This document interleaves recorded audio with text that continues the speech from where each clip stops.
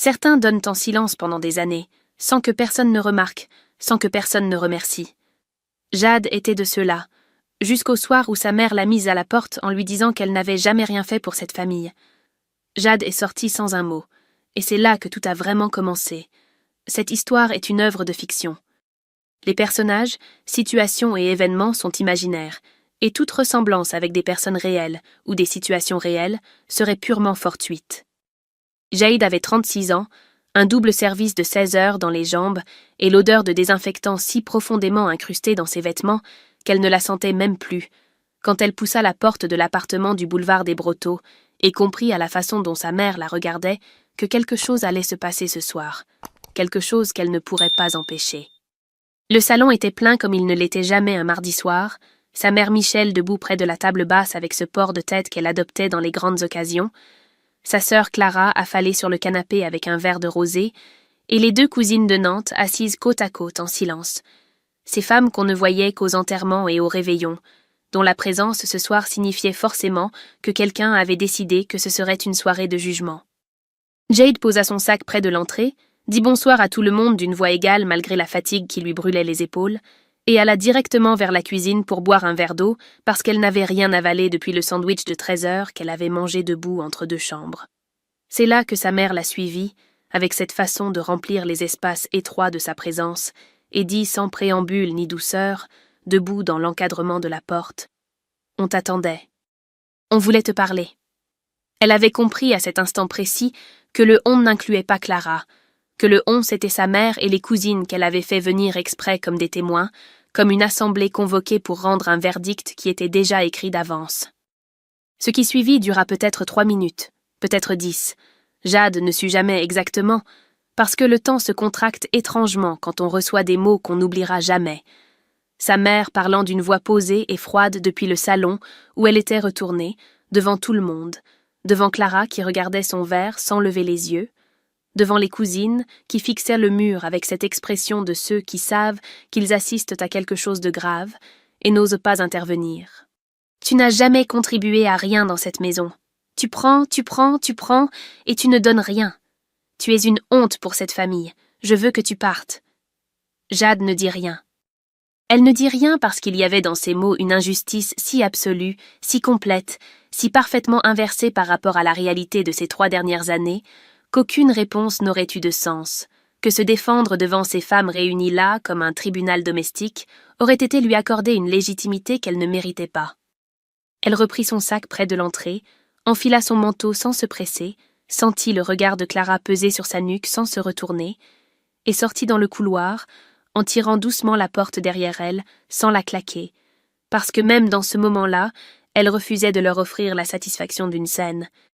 L'air du boulevard était froid pour un mois d'octobre. Elle s'assit sur le banc à 100 mètres de l'immeuble et resta là un long moment à regarder les phares des voitures passer sans vraiment les voir, avec cette sensation étrange d'être parfaitement calme à l'extérieur et complètement dévastée à l'intérieur, comme une maison dont la façade tient encore quand les murs porteurs se sont effondrés. Son téléphone vibra dans sa poche. Clara. Elle regarda le prénom s'afficher sur l'écran, cette lueur blanche dans le noir du boulevard, et attendit que ça s'arrête. La sonnerie reprit presque aussitôt, puis une 3e fois. Jade retourna le téléphone contre sa cuisse et ferma les yeux parce qu'elle savait exactement ce que Clara allait dire, et parce que pour la première fois depuis des années, elle n'avait pas la moindre intention de l'écouter. Ce qu'elle ne savait pas encore, c'est ce que sa mère allait découvrir dans exactement 30 jours. Jade avait trouvé le studio par hasard, ou plutôt par cette forme de chance qui ne touche que les gens suffisamment épuisés pour accepter n'importe quoi pourvu que ce soit à eux, une annonce affichée sur le tableau de la cafétéria de la clinique par Nathalie, une infirmière coordinatrice qui partait 6 mois en détachement à Strasbourg et cherchait quelqu'un de sérieux pour sous-louer son appartement de Villeurbanne, 42 mètres carrés au 3e étage d'un immeuble des années 80, avec une fenêtre qui donnait sur un parking et des radiateurs qui claquaient la nuit.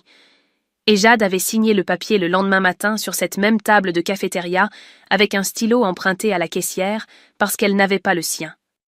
Elle avait emménagé le samedi suivant avec 3 cartons, une valise et le matelas gonflable qu'elle gardait depuis ses années d'étudiante dans le fond d'un placard, Et elle avait passé sa première nuit dans ce studio vide, à écouter les radiateurs claquer en fixant le plafond, avec cette sensation particulière d'avoir atterri quelque part, sans avoir vraiment choisi de décoller. C'est le lendemain soir, en triant les affaires qu'elle avait emportées en quittant l'appartement du boulevard des Brotteaux, qu'elle avait trouvé l'ancien téléphone au fond de la poche latérale de son sac à dos, ce vieux smartphone qu'elle avait remplacé 8 mois plus tôt et qu'elle trimballait depuis sans jamais penser à le vider, et elle l'avait branché machinalement sur le chargeur en se disant qu'elle effacerait tout avant de le donner.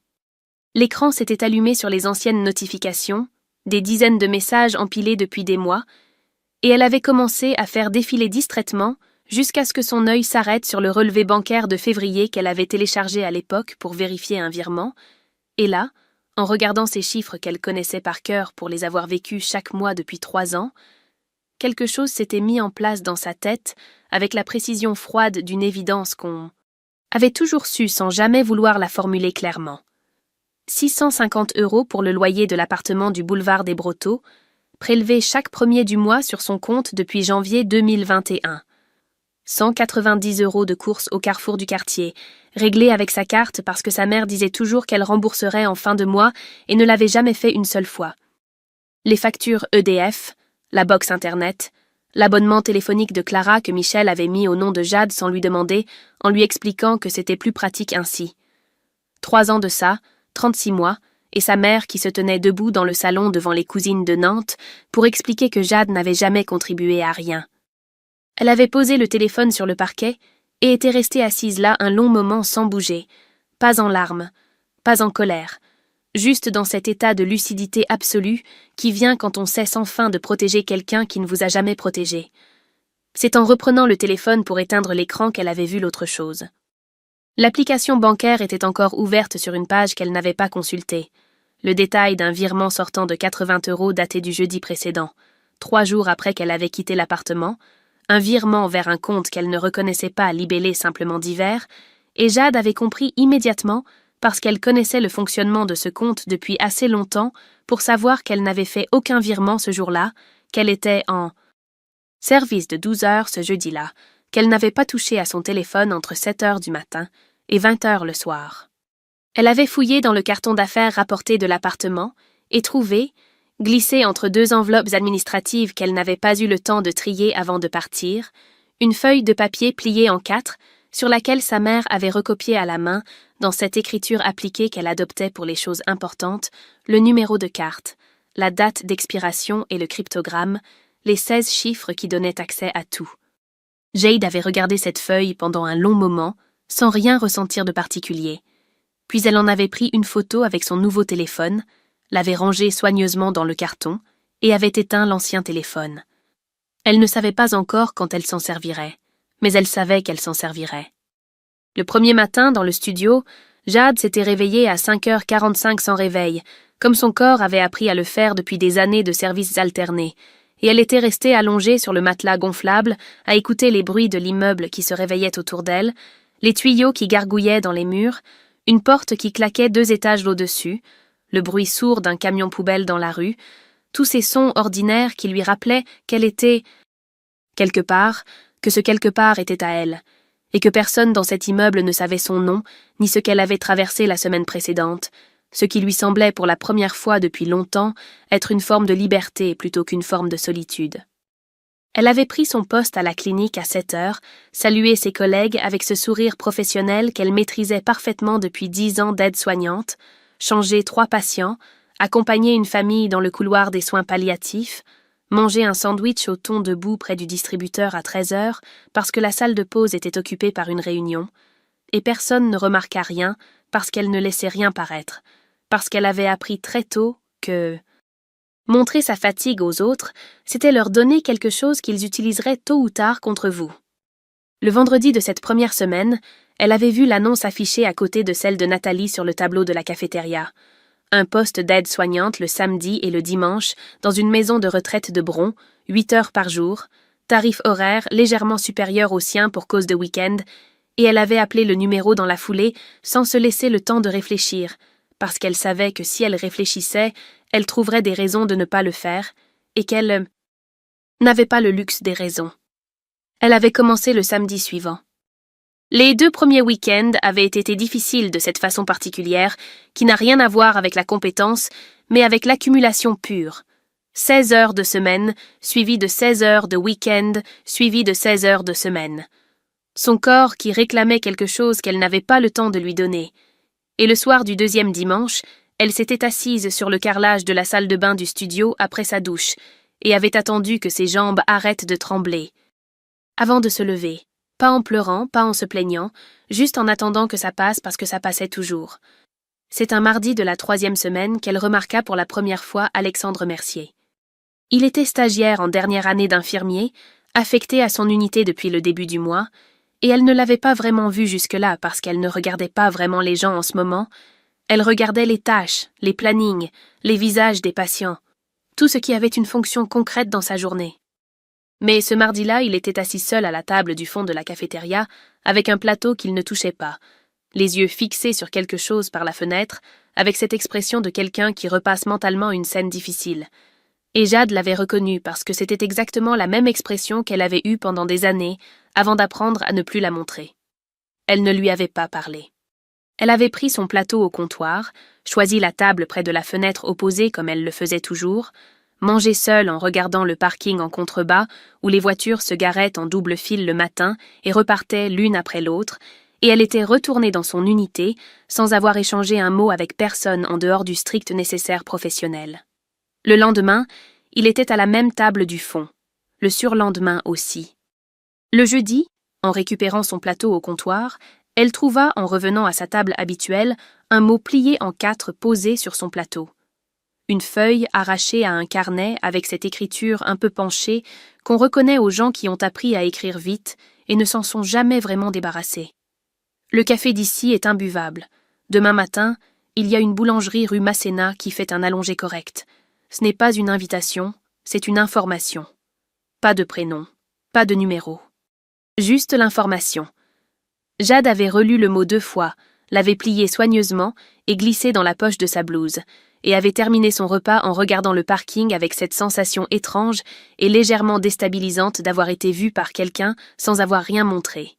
Ce qui était à la fois exactement ce dont elle avait besoin et exactement ce qu'elle ne savait pas encore si elle était capable de recevoir.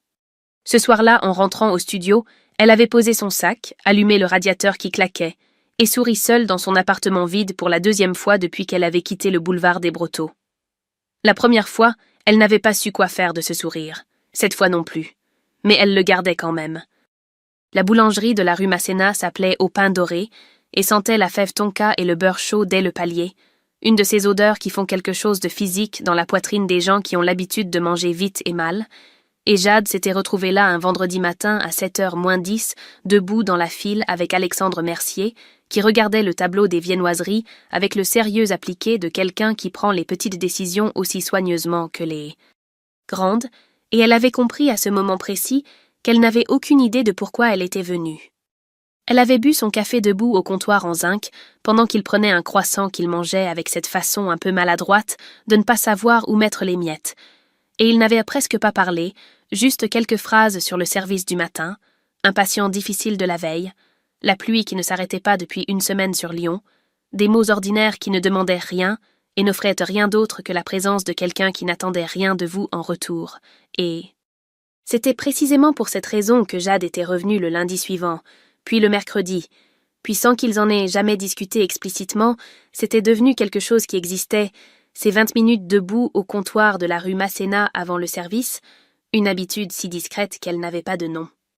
Il ne lui avait pas demandé pourquoi elle mangeait toujours seule, ni où elle habitait, ni si elle allait bien, ces questions que les gens posent quand ils veulent quelque chose en échange de leur attention.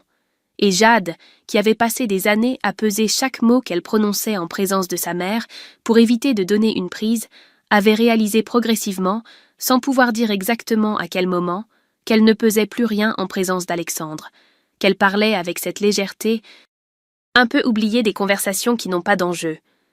Un soir de la 2e semaine, en triant ses affaires dans le studio, elle avait retrouvé son ancien téléphone sur l'étagère où elle l'avait posé après l'avoir chargé, et elle l'avait rallumé sans vraiment savoir pourquoi, peut-être pour effacer définitivement les photos, comme elle avait prévu de le faire.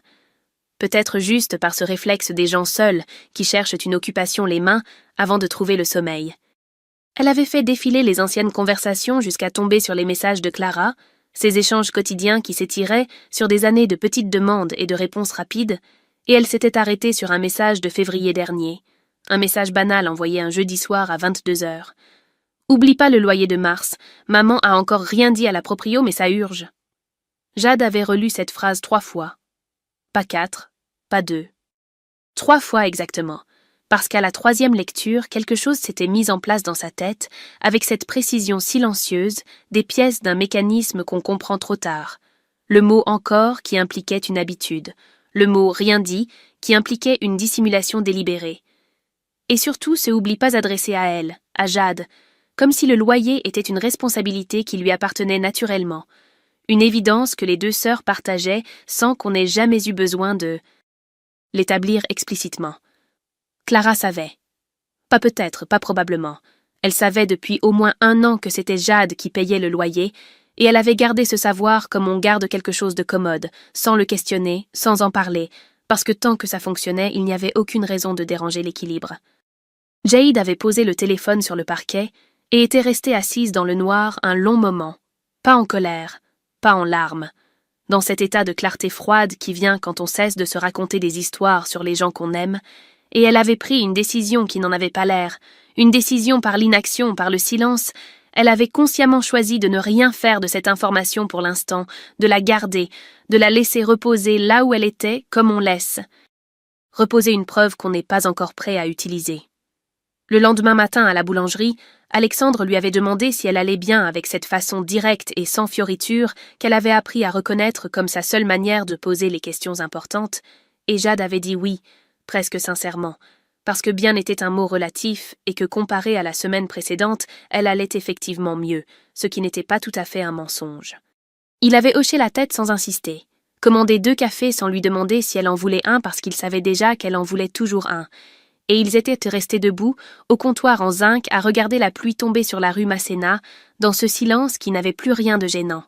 Le silence de 2 personnes qui ont trouvé le bon rythme sans avoir eu besoin de le négocier. Jade avait bu son café jusqu'à la dernière goutte. Et pour la première fois depuis des semaines, elle n'avait pensé ni à sa mère, ni à Clara, ni aux 80 € prélevés sans permission sur son compte, juste à la pluie sur la vitre et à ce café qui était effectivement bien meilleur que celui de la clinique.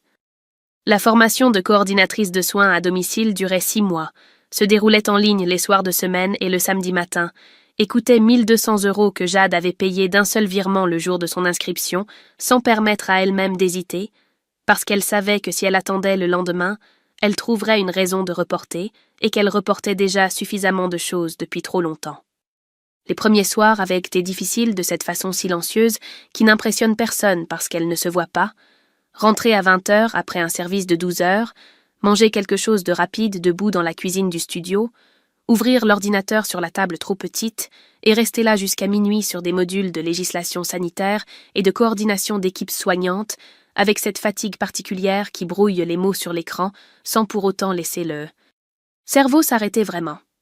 Elle avait imprimé ses fiches de révision à la pharmacie du quartier, par feuille de 20, parce que l'imprimante de la clinique était réservée aux documents administratifs, les avait rangées dans un classeur à anneaux qu'elle avait acheté 3,50 € chez le papetier d'en bas, et elle révisait dans le métro le matin, debout quand il n'y avait plus de place assise, les yeux sur ses fiches pendant que les autres regardèrent leur téléphone. Alexandre avait remarqué le classeur un jeudi matin à la boulangerie de la rue Masséna, posé sur le comptoir en zinc à côté de son café, et il avait demandé ce que c'était avec cette façon directe qu'il avait de poser les questions sans les enrober de précautions inutiles, et Jade lui avait expliqué la formation, le poste de coordinatrice qu'elle visait, les 400 € de plus par mois que ça représentait, et il avait écouté sans l'interrompre ni la féliciter avec cet enthousiasme, condescendant que les gens déploient parfois pour les efforts des autres, comme s'ils s'en étonnaient. Il avait juste dit que c'était bien et demandé si elle voulait qu'il l'aide à réviser les modules de droit sanitaire parce qu'il avait passé le même examen l'année précédente et que certaines formulations du Code de santé publique étaient rédigées pour décourager les gens de les comprendre. Ils avaient commencé à réviser le mardi suivant, après le service, dans la boulangerie qui fermait à 19h, et leur laissait 1 heure avant que Yasmine, la patronne, commence à ranger les chaises, Et Alexandre expliquait les points de droit avec cette patience appliquée des gens qui ont dû apprendre les choses 2 fois pour les comprendre vraiment, sans jamais prendre ce ton légèrement supérieur que Jade avait appris à détecter immédiatement chez les gens qui confondent savoir et pouvoir. Un soir, elle avait fait une erreur sur un article du code, une confusion entre 2 alinéas proches, et il s'était contenté de pointer la bonne page sans commentaire, sans ce silence qui signifie qu'on enregistre la faiblesse de l'autre pour s'en souvenir plus tard. Un mercredi soir de la 4e semaine, ils étaient restés après la fermeture parce que Yasmine leur avait dit que ça ne la dérangeait pas, et ils avaient parlé jusqu'à 22 heures dans la boulangerie vide qui sentait encore le pain chaud et le café refroidi, pas uniquement de la formation mais de tout ce qui s'accumule quand on n'a pas l'habitude de parler vraiment, et Jade avait réalisé à un moment qu'elle racontait quelque chose qu'elle n'avait jamais dit à voix haute. Une petite chose, presque rien, comment elle avait appris à faire ses courses le dimanche soir, tard, parce que les prix baissaient avant la fermeture, et qu'elle avait pris cette habitude à 23 ans quand elle avait commencé à payer les factures de sa mère, sans que personne le lui demande vraiment, juste parce que personne d'autre ne le faisait. Alexandre n'avait pas répondu immédiatement. Il avait regardé son café un moment, puis dit simplement que certaines habitudes coûtaient plus cher que ce qu'elle faisait économiser, et il n'avait pas développé, n'avait pas posé de questions sur sa mère ni sur les factures. Il avait laissé la phrase là où elle était et changé de sujet avec ce tact naturel des gens qui comprennent que les confidences ont besoin d'espace autour d'elles pour ne pas se refermer. En rentrant au studio ce soir-là, Jade avait trouvé un message de sa mère envoyé à 23h12. « Tu me manques. Reviens, on peut en parler. » Elle avait lu le message debout dans le couloir avec son manteau encore sur le dos, et elle avait senti quelque chose de compliqué se déplacer dans sa poitrine, pas de la tendresse exactement, plutôt cette douleur sourde et familière des gens qui ont aimé longtemps quelqu'un qui ne savait pas le recevoir. Elle avait posé le téléphone sur la table, gardé le message sans y répondre, et ouvert son classeur de révision. Elle avait encore 2 modules à finir avant vendredi. Francine Aubert avait 54 ans, les mains abîmées par 30 ans de soins, et cette façon particulière de marcher dans les couloirs de la clinique, comme quelqu'un qui a depuis longtemps cessé de se presser, parce qu'elle avait compris que la précipitation ne sauvait pas plus de gens que la méthode. Et Jade l'avait toujours respectée de cette façon silencieuse, qu'on réserve aux gens dont on pressent qu'ils ont traversé quelque chose sans en parler. Elles avaient commencé à déjeuner ensemble par hasard, un lundi de novembre. Les 2 seuls à la cafétéria à cette heure tardive, parce que leur service se terminait en décalé, et Francine avait posé son plateau en face de Jade, sans demander la permission, avec ce naturel des gens qui n'ont plus l'âge de s'embarrasser des conventions sociales, et elles avaient mangé en silence pendant 5 minutes, avant que Francine dise sans préambule, ni transition particulière, que Jade avait l'air de quelqu'un qui portait quelque chose de lourd depuis suffisamment longtemps pour ne plus sentir le poids. Jade avait failli dire que tout allait bien. Elle ne l'avait pas dit parce qu'il y avait dans l'observation de Francine quelque chose de si précis et si dépourvu de pitié qu'un mensonge poli aurait semblé déplacé, et elle avait répondu à la place que c'était compliqué avec sa famille, ces 3 mots qui ne disent rien et qui disent tout selon la façon dont on les prononce. Et Francine avait hoché la tête avec l'expression de quelqu'un qui reconnaît un territoire qu'elle a elle-même traversé. Elle ne s'était pas tout raconté d'un coup, pas ce premier jour ni les suivants, mais plutôt par fragments échangés pendant les déjeuners qui étaient devenus une habitude sans qu'elles en aient jamais discuté. Et Jade avait appris progressivement que Francine avait coupé les ponts avec sa fille aînée, 7 ans plus tôt, après une décennie où elle avait servi de variable d'ajustement financier et émotionnel à toute une famille qui prenait sans compter parce que Francine donnait sans compter, et que la décision avait été la chose la plus difficile et la plus juste qu'elle ait jamais faite, et qu'elle ne s'en était jamais excusée. Ce n'était pas de la thérapie, pas des conseils, juste 2 femmes qui déjeunaient ensemble et qui parlèrent de leur vie avec cette franchise un peu rugueuse qui vient quand on a passé l'âge de s'économiser. Un soir de décembre, seule dans le studio après une journée particulièrement longue, Jade avait ouvert la conversation avec sa mère sur son téléphone, quelque chose qu'elle ne s'était pas autorisée à faire depuis octobre, et elle avait regardé le curseur clignoter dans le champ de texte pendant un long moment avant de commencer à taper.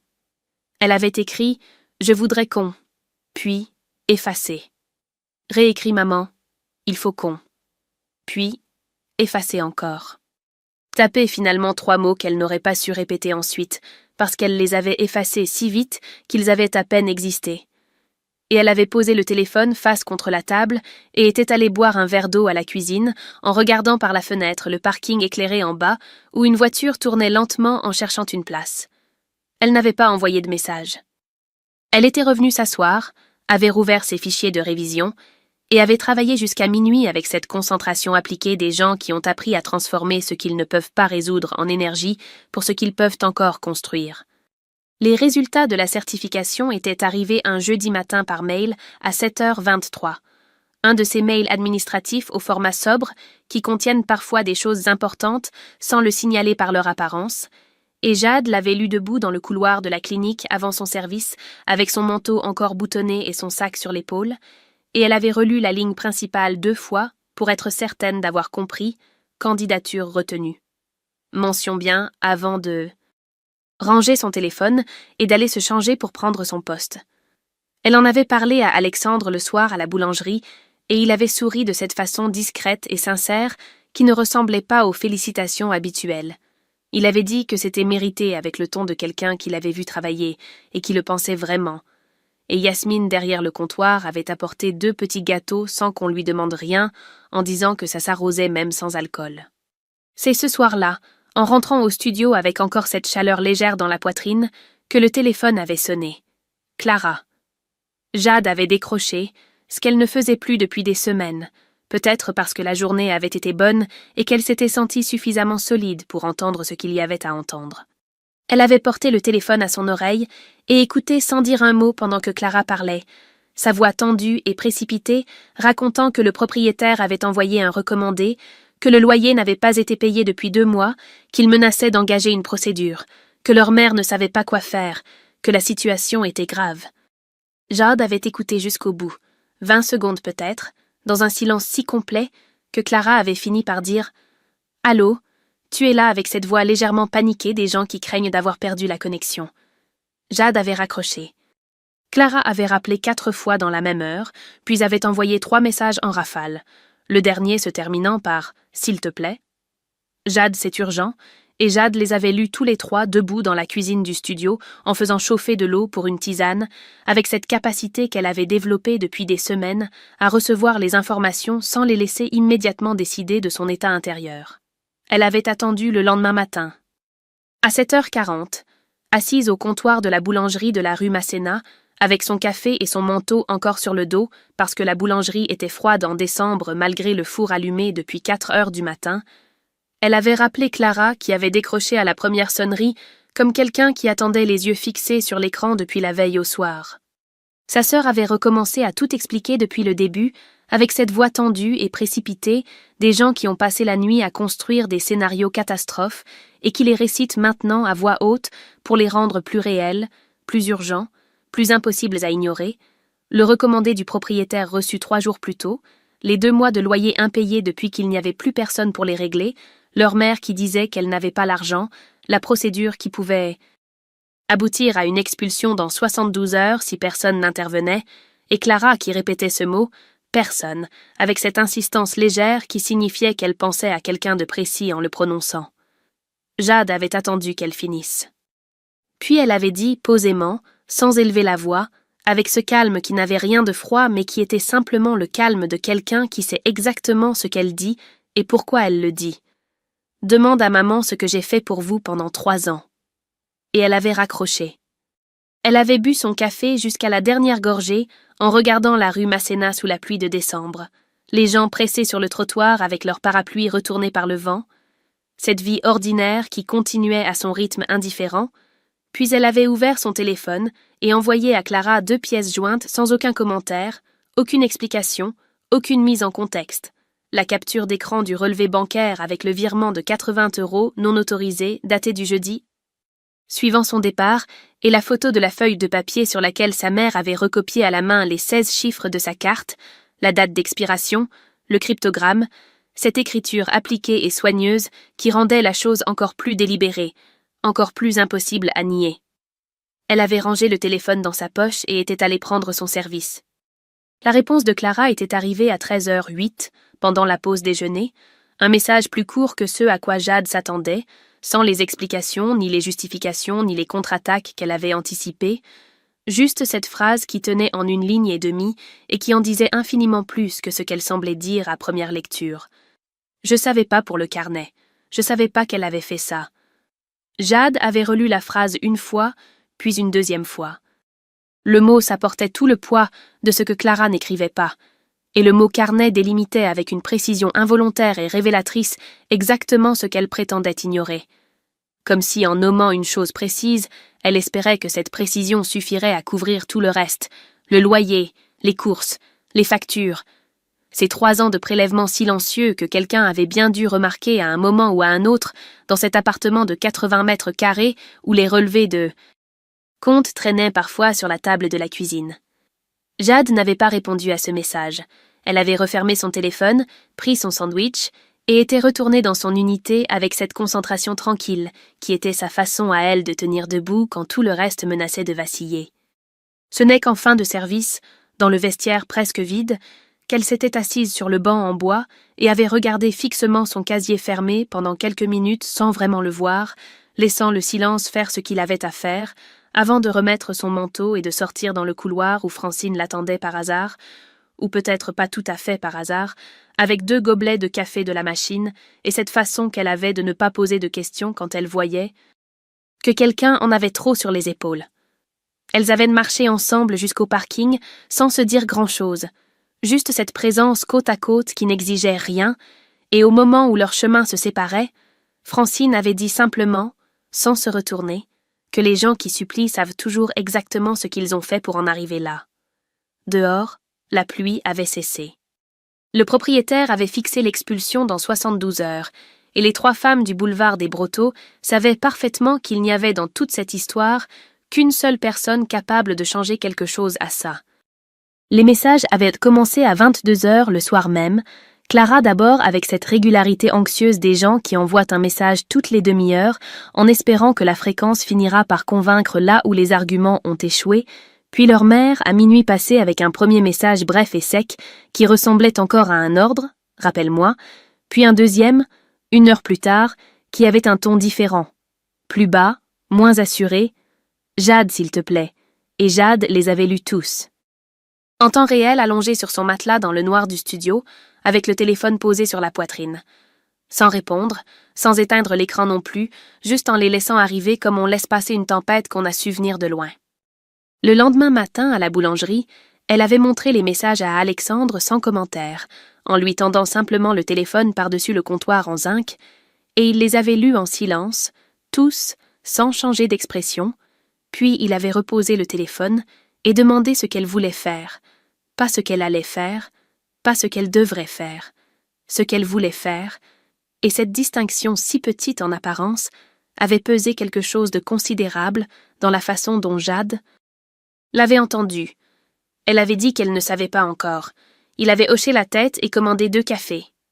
Dans l'après-midi, sa mère avait appelé 3 fois en moins d'1 heure, et Jade avait laissé sonner les 3 fois avec ce calme qui n'était plus tout à fait de l'indifférence, mais qui n'était pas encore tout à fait de la décision.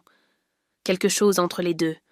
Un espace où elle se tenait, et où elle avait besoin de rester encore un peu avant de savoir ce qu'elle ferait de cet espace. Le 4e appel, à 17h20, elle avait décroché. Sa mère avait parlé pendant presque 4 minutes sans s'arrêter, et Jade avait écouté debout près de la fenêtre du studio, en regardant le parking en bas avec cette attention flottante qu'on accorde aux choses qu'on a déjà entendues, sous d'autres formes.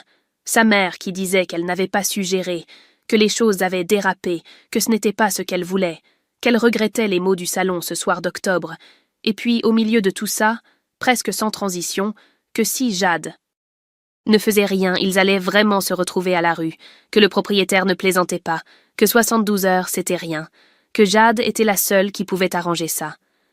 Jade avait attendu le silence, puis elle avait dit qu'elle rappellerait Clara, et elle avait raccroché.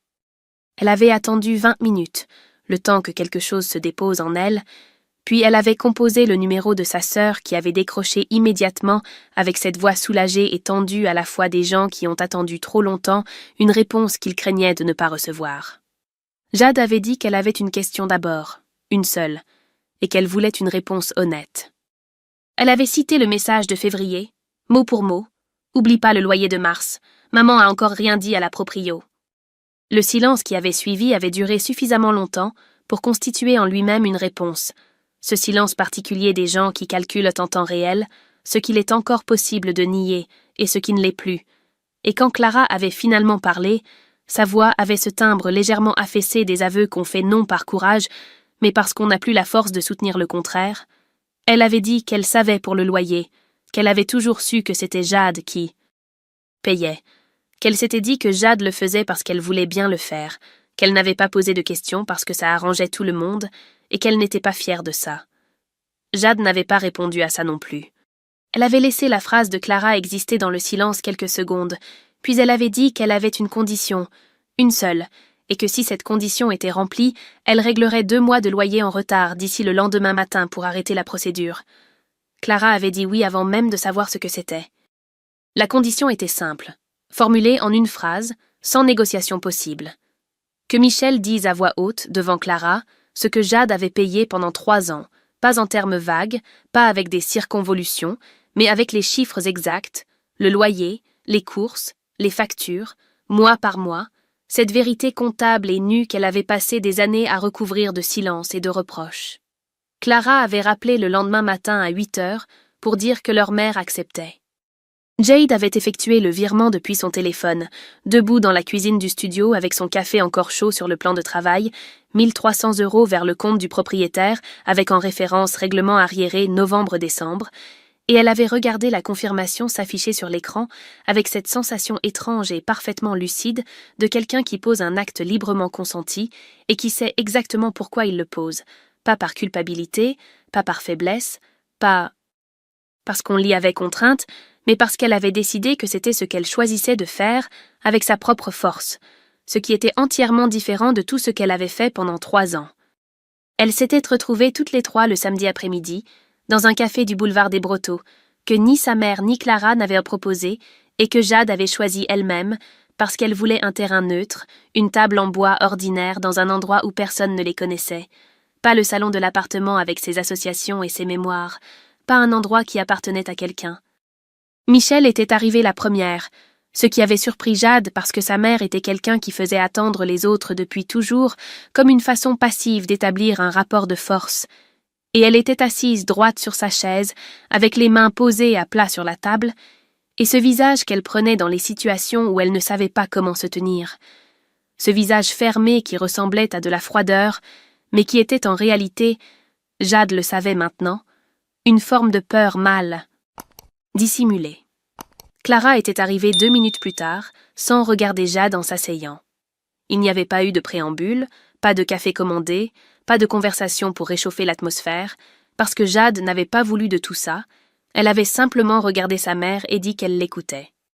Michel avait commencé à parler d'une voix qui cherchait encore ses appuis, hésitante dans les premiers mots comme quelqu'un qui traverse une surface dont elle teste la solidité à chaque pas, et puis quelque chose s'était relâché dans ses épaules, imperceptiblement, et elle avait dit les chiffres, 650 € par mois pour le loyer, les courses, l'électricité, la boxe, le téléphone de Clara, elle les avait dit tous sans qu'on ait besoin de la corriger ni de la relancer, et sa voix, à la fin, avait quelque chose de différent du début, moins contrôlée, moins armée, juste une voix de femme de 62 ans qui prononçait à voix haute une vérité qu'elle avait tue trop longtemps et qui pesait apparemment plus lourd qu'elle ne l'avait prévu. Quand elle s'était arrêtée, le silence avait duré quelques secondes. Clara avait dit « Je suis désolée » les yeux baissés sur la table, et Jade avait regardé le sommet de sa tête sans répondre, parce que ces 3 mots étaient vrais probablement, et insuffisants certainement, et qu'elle n'avait pas encore décidé ce qu'elle en ferait, si elle en ferait quelque chose un jour, si le temps arrangerait ça ou simplement le déplacerait, et que cette incertitude-là était honnête et qu'elle préférait la garder telle qu'elle plutôt que de la résoudre en une phrase dans un café. Du boulevard des Brotteaux un samedi d'hiver. Elle avait remis son manteau, dit au revoir à sa mère avec ce mot simple qui ne fermait rien et n'ouvrait rien non plus, et elle était sortie dans le froid de décembre sans se retourner. Dans le métro qui la ramenait à Villeurbanne, elle avait regardé son reflet dans la vitre noire du tunnel. Ce visage qu'elle connaissait par cœur et qui lui semblait ce soir légèrement différent, sans qu'elle puisse dire exactement en quoi.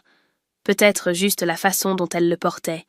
Et elle avait pensé sans amertume et sans triomphe à ces 3 ans où elle avait payé le loyer d'une maison dans laquelle on lui avait dit qu'elle ne contribuait à rien.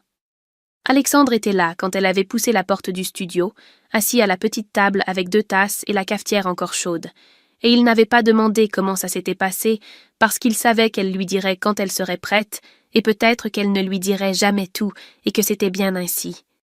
Elle avait posé son manteau, s'était assise en face de lui, et avait bu son café en silence en regardant par la fenêtre le parking éclairé en bas, où la vie continuait à son rythme ordinaire et indifférent.